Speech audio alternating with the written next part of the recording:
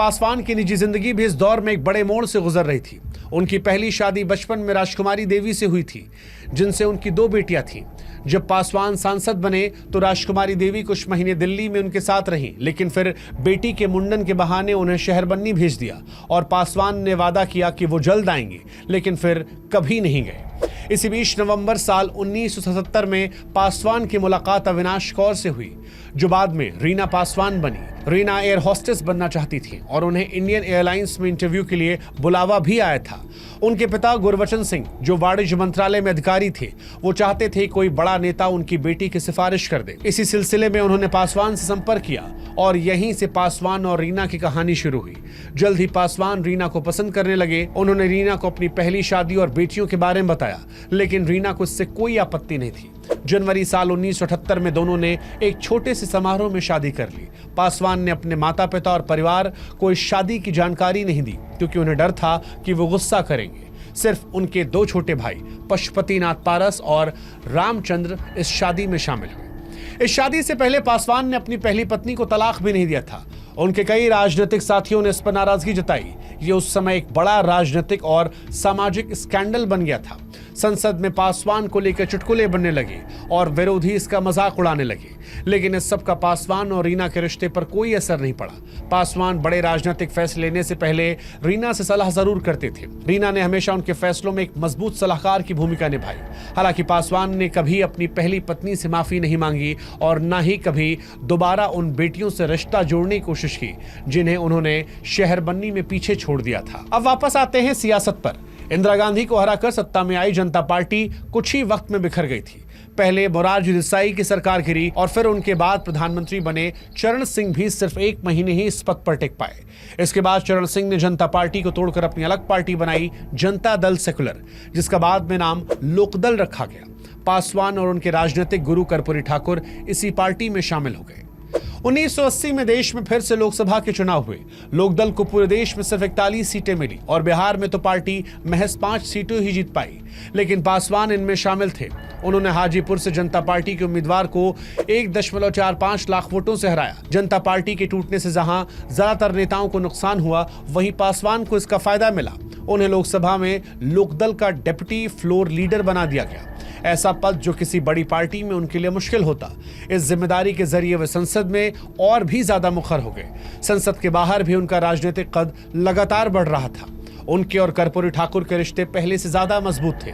ठाकुर जब भी दिल्ली आते, पासवान के ही घर रुकते। पासवान कर्पूरी ठाकुर के सहयोगी के तौर पर बेहद सक्रिय और निष्ठावान थे।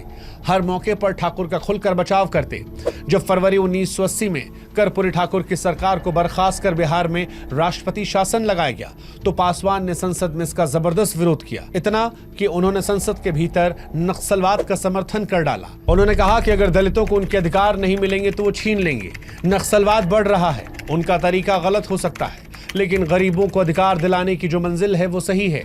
एक चुना हुआ सांसद खुलेआम संसद में नक्सलवाद का समर्थन कर रहा था और ये रामविलास पासवान थे। रामविलास बाद में भी इस पल को गर्व के साथ याद करते रहे। इसी रुख को आगे बढ़ाते जब 9 अगस्त 1982 को कर्पूरी ठाकुर ने चरण सिंह की लोकदल से अलग होकर लोकदल के बनाई, तो पासवान ने भी उनका साथ नहीं छोड़ा और नई पार्टी में शामिल हो गए। ये कह सकते हैं कि ये दौर पासवान के लिए विचारधारा की नरमी नहीं, बल्कि और ज्यादा तेज तेवर का था। सत्ता में बाहर रहते हुए वो संसद के सबसे धारदार वक्ताओं में से एक बन चुके थे। इसी बीच 11 अगस्त 1982 को संसद में पिछड़ों को आरक्षण देने की सिफारिश करने वाली मंडल कमीशन पर पहली बहस हुई, जिसमें पासवान ने पूरी ताकत से आरक्षण का समर्थन किया। उन्होंने कहा, हमारे जन्म और मौत का बही खाता भी जाति के आधार पर लिखा जाता है। ऐसे में लोग जाति के आधार पर आरक्षण देने के नाम पर गुस्सा क्यों हो जाते हैं। हजारों सालों तक दलितों पिछड़ों के पैर बांध कर रखे गए, बोलने नहीं दिया गया, और जब हम आरक्षण की मांग करते हैं तो कहते हैं कि मेरिट को नजरअंदाज नहीं किया जाना चाहिए। पासवान ने चेतावनी दी कि अगर आरक्षण को लेकर सोच नहीं बदली तो देश जल उठेगा, क्योंकि दलितों पिछड़ों की अगली पीढ़ियां चुपचाप ब्राह्मणों के पैर नहीं पड़ी रहेंगी। इस वक्त तक उनके भीतर की ये भावना और मजबूत हो चुकी थी कि वे अब सिर्फ कर्पूरी ठाकुर की छाया में रहने वाले नेता नहीं रहना चाहते। उनका सपना था कि देश में असर रखने वाला दलित नेता बना जाए, और इसी सोच से प्रेरित होकर साल 1983 में कर्पूरी ठाकुर की पार्टी में रहते हुए पासवान ने अपना अलग संगठन दलित सेना बनाया। कहा जाता है कि इसकी प्रेरणा उन्हें काशीराम के all India backward and minority communities employees federation यानी BAMCEF से मिली थी। पासवान मानते थे कि धर्म ही दलितों की तरक्की में सबसे बड़ी रुकावट है। अंबेडकर और काशीराम की तरह वे किसी नए धर्म में जाने की सिफारिश नहीं करते थे।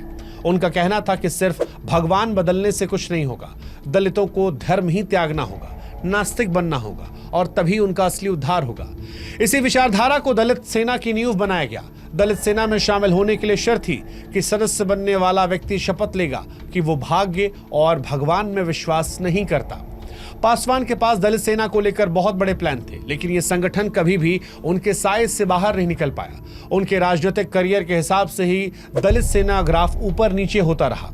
आलोचक अक्सर कहते हैं कि पासवान का दलित प्रेम काशीराम के उदय के बाद जागा।